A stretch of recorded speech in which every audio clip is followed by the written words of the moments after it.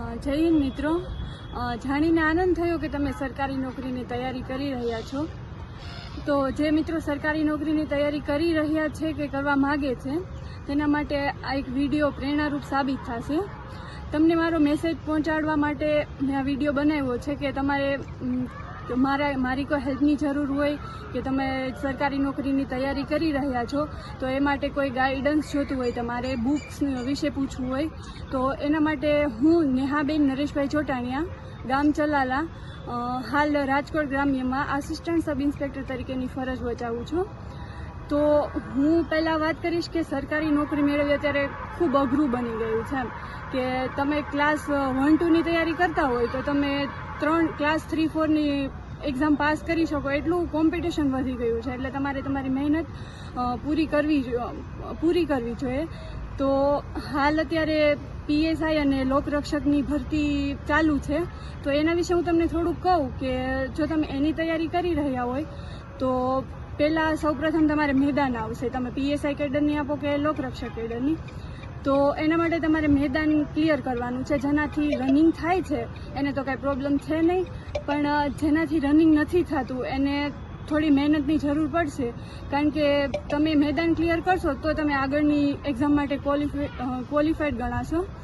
તો તમે મેદાન ક્લિયર કરી લીધું તો લોકરક્ષક કેડરમાં પછી લેખિત પરીક્ષા આવશે 200 માર્કની, જેમાં 2 વિભાગ છે.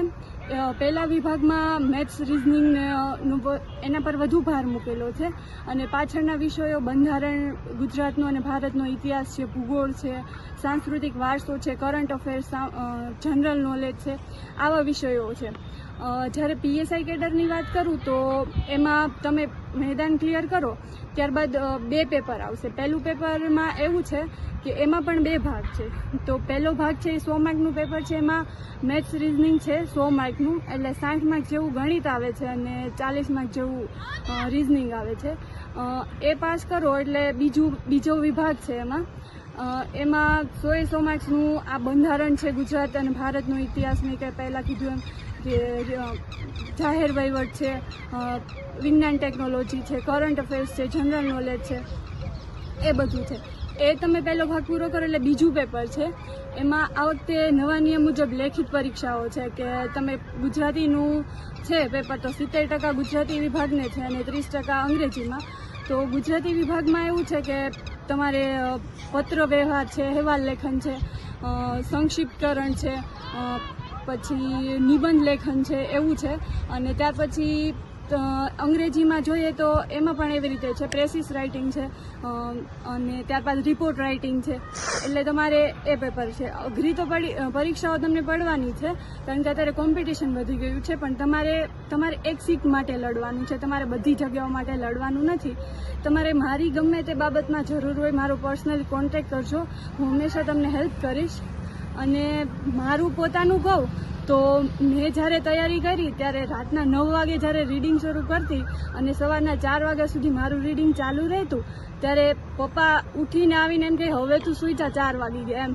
તો ત્યારે એમ થતું કે નહીં હવે સૂઈ જાઉં, પણ તોય થોડુંક એમ થાય ખેંચી લઉં. પછી 4-4:30 સૂઈને મમ્મીને કહીને સૂતી કે 8 વાગે મને ઉઠાડી દેજો એમ. પણ 8 વાગે જ્યારે મમ્મી ઉઠાડવા આવતા ને ત્યારે એમ કહેતા કે મને દયા આવે છે કે મારી છોકરી હજી 4 કલાક પહેલાં સૂતી જાય. એટલે થોડુંક તો ઓલું રહેવાનું, કારણ કે આખી દુનિયા સૂતી હોય ને આપણે જ્યારે પુસ્તકોમાં લડતા હોય ત્યારે એમ થાય ને કે દુનિયામાં દુઃખી આપણે જ છીએ એમ. પણ અત્યારે જો મહેનત કરી લેશું તો આગળ જઈને આપણે જ સારું છે. બાકી બસ કાંઈ નહીં. જ્યારે મારે હેલ્પની જરૂર હોય તો મારી લખેલી જ તમને કહું કે પ્રયત્નના પરિણામોમાં કંઈ ખામી નહીં હોય, પ્રયત્નના પરિણામોમાં કંઈ ખામી નહીં હોય જો હવે પછીની શરૂઆત તારી નાની નહીં હોય. પ્રયત્નના પરિણામોમાં કંઈ ખામી નહીં હોય જો હવે પછીની શરૂઆત તારી નાની નહીં હોય. ને ખેડ તો ખરા દરિયો તારા મહેનતના હળથી, ખેડ તો ખરા દરિયો તારા મહેનતના હળથી, પછી પાણી વચ્ચે પણ પગદંડી તારી છાની નહીં હોય. જય હિન્દ, જય ભારત.